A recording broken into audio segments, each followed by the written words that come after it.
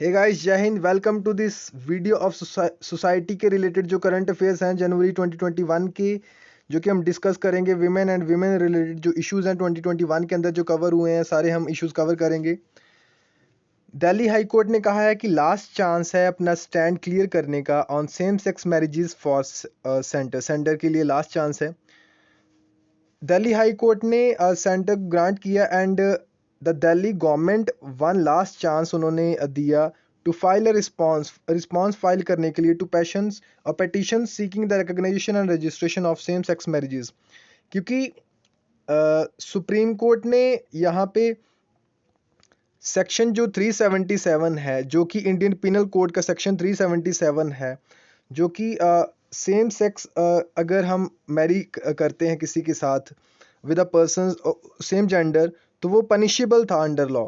और सितंबर 6 2018 के अंदर सुप्रीम कोर्ट की जो जजमेंट आई और उन्होंने डीक्रिमिनलाइज किया इसे, making the same sex marriages जो है legal.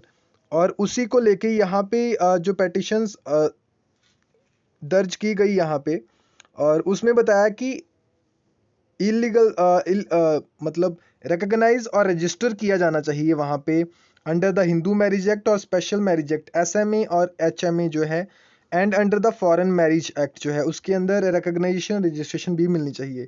Court was told that no reply has been filed in the case by authorities despite issuance of notice in October and November।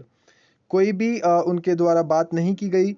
Petitions filed in Delhi High Court contended that marriage between same-sex couples are not possible नहीं है, despite Supreme Court ने decriminalise किया है consensual homosexual acts को। Petitioners sought a declaration to recognise, वो बोलते हैं कि रिकॉग्नाइज किया जाना चाहिए सेम सेक्स मैरिज को under the Hindu Marriage Act and Special Marriage Act. दो और भी प्लीज आई हैं, एक दो विमेन हैं जो कि they are seeking to get married under Special Marriage Act and challenging the provisions of the statute to extend it to the extent it does not provide for same-sex marriages. The other plea by two men who got married in United States but were denied registration of their marriage under the Foreign Marriage Act. और इन दोनों के under जो है recognise करने की वहाँ पे demand की जा रही है। जैसे कि हमने पहले देखा आईपीसी के अंडर सेक्शन 377 है, उसे वो इलीगल था, पहले पनिशेबल बाय लॉ था, और उसके बाद सितंबर जो 6 2018 के अंदर सुप्रीम कोर्ट की जजमेंट आई, उसके बाद इसे डिक्रिमिनलाइज कर दिया गया। On July 2009, in Naz Foundation versus Government of NCT of Delhi, the Delhi High Court held the provision to be unconstitutional with respect to the sex between consenting adults, but the Supreme Court of India overturned that ruling on 11 दिसंबर 2013। पहले supreme Court ने उसे overturn कर दिया था, जो Delhi High court का ये आप केस याद रख सकते हो, नाज foundation versus government of NCT Delhi. इसके अंदर जुलाई 2009 के अंदर दिल्ली हाई कोर्ट ने हेल्ड किया था, यानी कि जो प्रोविजंस हैं वो अनकॉन्स्टिट्यूशनल हैं with respect to the sex between consenting adults. लेकिन सुप्रीम कोर्ट ने इसे ओवरटर्न कर दिया था और उसके बाद में 2018 में इसे डीक्रिमिनलाइज किया गया। Supreme Court to hear plea against confessions to priest. Christianity के अंदर एक रीत है कि अगर आप वहाँ पे क्रिश्चियन हो तो वहाँ पे जो चर्च के अंदर प्रीस्ट हैं, आपको जैसे बोलते हैं कि जो आपके सिंस हैं उनकी मुआफ़ी के लिए आपको जो है उनको कन्फेस करना पड़ेगा। एक सेक्रेड कन्फेशन इसे बताया जाता है क्रिश्चियनिटी के अंदर। और Supreme Court agreed to consider after 3 weeks a petition filed by group of women against compulsory nature of, ये कंपल्सरी जो वहाँ पे बताए जाते हैं। अब कोर्ट जो है examine the issues in petition as they came within the ambit of questions of faith, rights of women and equality. यहाँ पे कौन कौन सी चीज़ों की बात की गई है? फेथ और राइट्स ऑफ वुमेन और इक्वालिटी, तीन चीज़ों की, फेथ, राइट्स ऑफ वुमेन और इक्वालिटी। 5 women जो है have moved Supreme Court against compulsory practice of sacramental confessions in certain churches in Kerala की ये न्यूज़ है।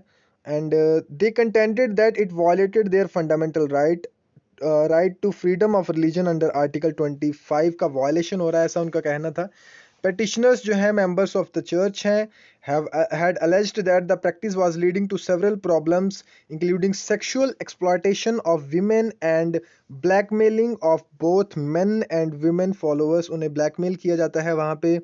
Under the religious practice followed by Malankara Orthodox Syrian Church, its members are required to undergo sacramental confessions before a priest to relieve themselves of sin. According to the practice, it's a condition precedent for fulfilling the temporal and spiritual needs of being a Christian. Christian होने के लिए ये सारी चीज़ें ज़रूरी वहाँ पे मानी जाती हैं.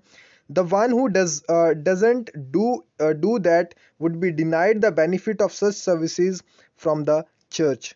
सारे चर्चेज़ के अंदर नहीं इस तरह की कंडीशंस होती, लेकिन कुछ कुछ चर्चेज़ हैं जैसे कि ज़्यादातर जो कैथोलिक चर्चेज़ हैं जो सीरियन जैसे इस चर्च का नाम है यहाँ पे Malankara orthodox Syrian church. Earlier interventions of Supreme Court, इससे पहले क्या इंटरवेंशंस थी. The Supreme Court had upheld मतलब उसने जो जजमेंट थी उसे स्टे नहीं लगाया या जो भी रूल्स एंड रेगुलेशंस थे उसको वैसे ही बरकरार रखा. 1934 जो कॉन्स्टिट्यूशन था ऑफ सेम चर्च का जो कॉन्स्टिट्यूशन था to govern the parishes under the church. Next जो है पीएमओ को सबमिट की गई है रिपोर्ट, और उसके अलावा ministry of women and child development को रिपोर्ट सबमिट की गई है टास्क फोर्स के द्वारा, ताकि जो सेटअप की गई थी बजट में जिसके बारे में बताया गया था जो लास्ट ईयर जो बजट हुआ था निर्मला सीतारमन फाइनेंस जो मिनिस्टर है उनके द्वारा लास्ट ईयर का जो बजट था उसके अंदर पैनल एक सेट करने की बात की गई थी. और set up to relook at the age of marriage of for women, जो दोबारा से जो एज ऑफ मैरिज है उसे री लुक करने की वहाँ पे बात की गई, दोबारा से जांचने की. It was headed by Jaya Jaitly. When was the task force set up, finance minister जो हैं उनके स्पीच के बाद जो age of girl entering motherhood है क्यों ऐसा करने की बात की गई, ताकि to lower maternal mortality rates और उसके बाद न्यूट्रिशन लेवल को इम्प्रूव करने की वहाँ पे बात की गई. But when the decision to appoint a task force was announced, its terms of references include examining the, और क्या उसके टर्म्स थे, examining the correlation of age of marriage and motherhood with health and nutrition status of mothers and infants. क्या criticism है इसका, जो women rights activist हैं उन्होंने अपोज किया है इस सजेशन को of raising the age from 18 to 21, उन्होंने अपोज किया है and have cited evidence to show that such move may be used to incarcerate young adults marrying without parents consent. और लॉ के इसके रिलेटेड कहता है, currently the law prescribes that the minimum as जो है 21 है मेल के लिए और 18 है वुमेन के लिए. The minimum age for marriage is distinct from age of majority. Age of majority से ये डिस्टिंक्ट है. मेजोरिटी की एज जो मेजोरिटी एक्ट है 1875 का, उसके अकॉर्डिंग 18 ईयर्स की एज है मेजॉरिटी की जब हम मेजर या माइनर काउंट होते हैं, जो कि एक जेंडर न्यूट्रल नहीं है, जैसे कि यहाँ पे 21 है मैन के लिए और 18 है विमेन के लिए. हिंदू मैरिज एक्ट अगर हम देखें उसके अंदर सेक्शन जो 5 है थर्ड ये बताता है सेट्स 18 ईयर्स वहाँ पे बताया जाता है age minimum age for bride and 21 years for groom. Child marriages are not illegal नहीं उसमें मानी जाती, लेकिन उन्हें वॉइड डिक्लेयर किया जा सकता है माइनर की रिक्वेस्ट के ऊपर. इस्लाम के अंदर अगर हम देखें तो marriage of minor who has attend puberty is considered a valid under personal law जो है, जिसे लेके आर्टिकल 40 भी आता न्यूज़ के अंदर काफ़ी रहता है. Article 44 sorry the marriage special Marriage act के अंदर अगर हम बात करें 1954 जो है, and the Prohibition of Child Marriage Act 2006 also prescribed 18 and 21 years as the minimum age for consent for marriage for women and men respectively. Why is the law being re-looked at? क्यों इसे मतलब इसके favour में क्या arguments हैं वो हम देखेंगे. From bringing in gender neutrality to reduce the risks of early pregnancy among the women, there are many arguments in favoring of increasing the minimum age of marriage of women. सबसे पहले early pregnancy के बारे में है, उसके बाद is associated with the increased child mortality. वहाँ पे चाइल्ड मोर्टेलिटी है क्योंकि बच्चों की हेल्थ के ऊपर बहुत असर पड़ता है. Even the health of mother की भी इम्पैक्ट पड़ता है। Despite the laws mandating the minimum age and criminalising sexual intercourse with a minor, child marriages are very prevalent in the country.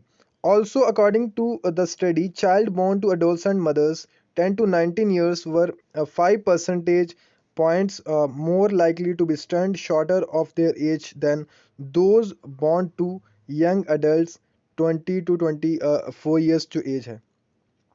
Study के अनुसार जो अडोलसेंट मदर्स जो होती हैं 10 to 19 years age were 5% points more likely to be stunt, वो chances हैं कि जो बच्चे जो हैं, चाइल्ड जो हैं उनसे पैदा होते हैं, बोर्न होते हैं, वो स्टंट रह जाएं या उनकी जो हाइट है वो छोटी रह जाए एज के मुकाबले, shorter for the age then those born to young adult 20 to 24। National Girl Child Day जो है 24 जनवरी को सेलिब्रेट किया गया as an initiative of Ministry of Women and child Development. Punjab के अंदर भी अगर हम देखें तो जनवरी 2021 को month of the girl child माना जाता है, जिसे बोलते हैं Dhiyan Di Lohri has also been launched.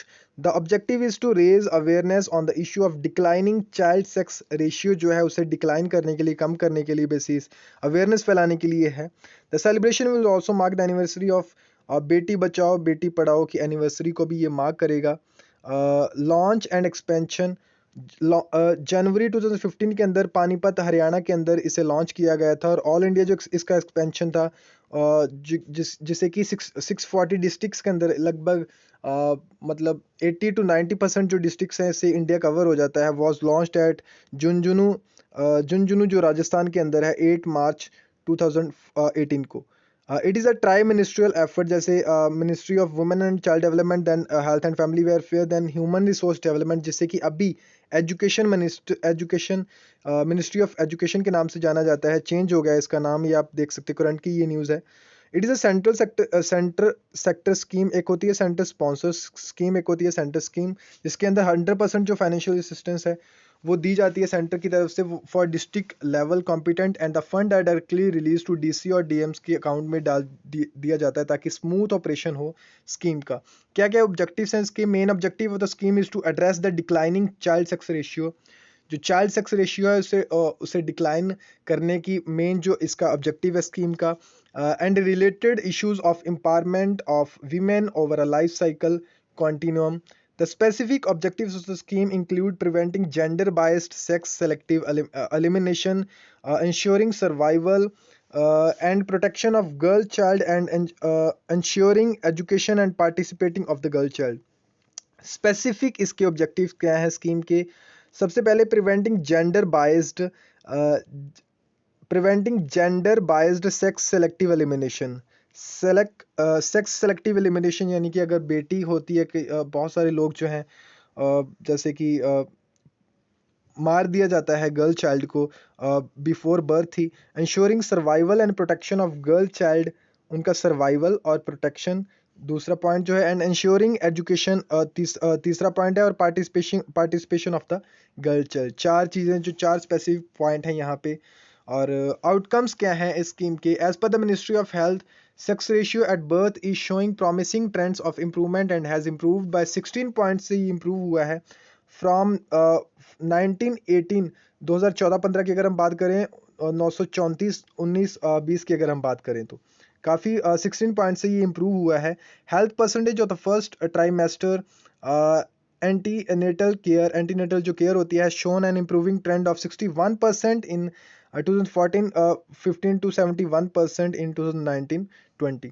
The education gross enrolment ratio जो है गर्ल्स का स्कूल्स के अंदर सेकेंडरी लेवल के ऊपर वो भी बढ़ा है। सेकेंडरी लेवल होता है 12th +1 +2 जो होती हैं, has also improve from 77.45% to 81.32% अगर हम इन फिगर्स की बात करें। देन एक विलेज है तेलंगाना के अंदर, हरिदासपुर एक विलेज है, यहाँ पे एक बेटी का जन्म हुआ और वहाँ पे सेलिब्रेट किया गया स्वीट्स बांट के और जो लैम्प्स हैं उन्हें जला के। This change in attitude is because the efforts by the panchayat president Mohammed Shafi and secretary वहाँ पे जो रोहित कुलकर्णी है उनके एफर्ट्स के वजह से। देखिए गाइज, अगर आपके लीडर्स, अगर आपके विलेजेस के जो सरपंच हैं, हेड हैं, वहाँ पे जो एग्जीक्यूटिव्स होते हैं, अगर वो इनिशिएटिव्स लें, लोगों को अवेयर करें, समझाएं वहाँ पे। देखिए एक लीडर का क्या काम होता है, कई बार हम एज अ लीडर हम बहुत ही परेशान हो जाते हैं, हम बहुत ही कंफ्यूज्ड हो जाते हैं कि हम लोगों के लिए काम कर रहे हैं और लोग पहली बात अवेयर नहीं हो रहे, और बहुत समझने के लिए बहुत टाइम लेते हैं। यही तो लीडर का काम है कि उसने लोगों को अवेयर करवाना है, लोगों को बताना है क्या उनके राइट्स हैं, कहाँ तक उन्हें पहुँचना है, उन्हें लेके जाना है, और आप कभी भी फ्रस्ट्रेट नहीं होना। बहुत सारी एग्जाम्पल्स हम देखते हैं कि अगर लीडर फ्रस्ट्रेट हो जाता है तो फिर जो उसके फॉलोअर्स हैं वो भी भटक जाते हैं रास्ते से। कई बार हम छोटे होते हैं तो हम सीरियल्स देखते हैं, शक्तिमान, स्पाइडरमैन, सुपरमैन, इस तरह के जो सीरियल्स हम देखते हैं, हमें उनकी लाइफ बहुत ही इजी लगती है। लेकिन अगर उसकी लाइफ हमें मतलब अ, देखने का या एक्सपीरियंस करने का मौका मिले, तो हम कोशिश करेंगे, बहुत सारे लोग अवॉइड कर देंगे कि हम इनकी लाइफ नहीं जी सकते, हम आम ज़िंदगी ही जिएंगे, वही ठीक है। तो इनकी वजह से, एफर्ट्स की वजह से वहाँ पे ये एक बहुत ही अच्छी बात हुई। All girl children in the village, उनके सुकन्या समृद्धि जो योजना है, एसएसएस सुकन्या समृद्धि योजना, उनके सेविंग स्कीम जो है being implemented by the union, उनके वहाँ पे अकाउंट्स खोले जाएंगे। क्या है स्कीम, इसके बारे में देखेंगे। स्मॉल डिपॉजिट स्कीम है गर्ल चाइल्ड के लिए, launched as a part of Beti Bachao Beti Padhao, जो जिसके बारे में रिसेंटली हमें डिस्कस किया, जो कि पानीपत हरियाणा से लॉन्च हुई थी, उसके बाद ऑल इंडिया झुंझुनू राजस्थान से 2018 के अंदर जो लॉन्च हुई थी। उस स्कीम का ये पार्ट है सुकन्या समृद्धि योजना, मतलब एक बेटी बचाओ बेटी पढ़ाओ एक अम्ब्रेला स्कीम है, जैसे आप बोल सकते हो। उसके बाद सुकन्या समृद्धि योजना जो उसके नीचे है, account can be opened any time after the birth of girl child till she turns 10 10 साल के बाद कभी भी ये खोला जा सकता है, with a minimum deposit of ₹250। Earlier it was, पहले 1000 होता था, अभी 250 डिपॉजिट करवाना पड़ता है। In subsequent years a minimum of rupees 250 and maximum of 1.5 lakh can be deposited during the ongoing financial year. The account can be opened in any post office or authorized branches of commercial banks. The account will remain operative for 21 years from the date of opening or till the marriage of a girl after she turns 18. 18 साल के बाद तक वो active रह सकता है और 21 years तक वो एक्टिव रह सकता है, अगर चाहे कि मैरिज तक वो एक्टिव रहेगा। To meet the requirement of her education expenses, partial withdrawal of 50% of the balance is allowed after she turns 18। Requirement for higher education की अगर हम बात करें एक्सपेंसेस की, वहाँ पे पार्शियल विड्रॉल वहाँ पे हो सकता है, 50% of the balance is allowed after she 18। मतलब उसके बाद जो हायर एजुकेशन के लिए 50% आप वहाँ पे निकलवा सकते हैं बैंक से, और बाकी जो है वो आपको जो है 18 के बाद आप मतलब पार्ट्स के अंदर भी आप उसे विड्रॉ करवा सकते हैं बैंक में से। और ये सारी न्यूज़ हमने डिस्कस की। सबसे पहले लास्ट चांस है सुप्रीम दिल्ली गवर्नमेंट और सेंट्रल गवर्नमेंट के पास कि जो सेम सेक्स मैरिजेस हैं उनके ऊपर उनका क्या स्टैंड है, क्योंकि उन्हें रिकॉग्नाइज करने की वहाँ पे बात की जाती है, डिमांड है। चाहे वो सुप्रीम कोर्ट ने उसे डीक्रिमिनलाइज कर दिया है सेक्शन 377 ऑफ आईपीसी, लेकिन फिर भी रिकग्नाइज और नहीं किया जाता, उसके रिलेटेड ही डिमांड है। और कन्फेशंस जो होते हैं प्रीस्ट के लिए, उनके जो पेटिशंस फाइल की गई ताकि इसको नल एंड वाइड डिक्लेयर किया जाए इस लॉ को। और उसके बाद एक टास्क फोर्स जो मैरिज के ऊपर, मैरिज एज जो है उसे सेम करने की, जेंडर न्यूट्रल बनाने की, इसे पीएमओ के ऑफिस के अंदर पीएमओ और मिनिस्ट्री ऑफ वुमेन चाइल्ड को दे दिया गया है इस रिपोर्ट को। और नेशनल गर्ल चाइल्ड जो डे है जनवरी 24 को ये सेलिब्रेट किया जाता है, किया गया है इस बार। और बेटी बचाओ बेटी पढ़ाओ उस स्कीम को एक जैसे कि सेलिब्रेट करने के लिए और अवेयर करने के लिए लोगों को। उसके बाद पंजाब के अंदर मंथ ये जनवरी 2021 को month of the girl child बताया गया, और ताकि लोगों के अंदर अवेयरनेस फैले। और उसके बाद एक विलेज था जो जहाँ पे भी न्यू बॉर्न जो डॉटर्स हैं उन्हें सेलिब्रेट किया जाता है, उनका ये न्यूज़ मैं आपको बताना चाहूँगा फिर हरिदासपुर तेलंगाना की है। तेलंगाना हैदराबाद हरिदासपुर की ये न्यूज़ है जहाँ पे जो फैमिली थी उनकी तीसरी बेटी थी। पहले 2 भी बेटियाँ थी और थर्ड भी बेटी हुई। और वहाँ पे जब वो मायूस हुए थोड़े और उनके बाद जो पंचायत के प्रेज़िडेंट थे और सेक्रेटरी थे वहाँ पे, उन्होंने जाके उन्हें मोटिवेट किया कि क्या हुआ लड़की है तो।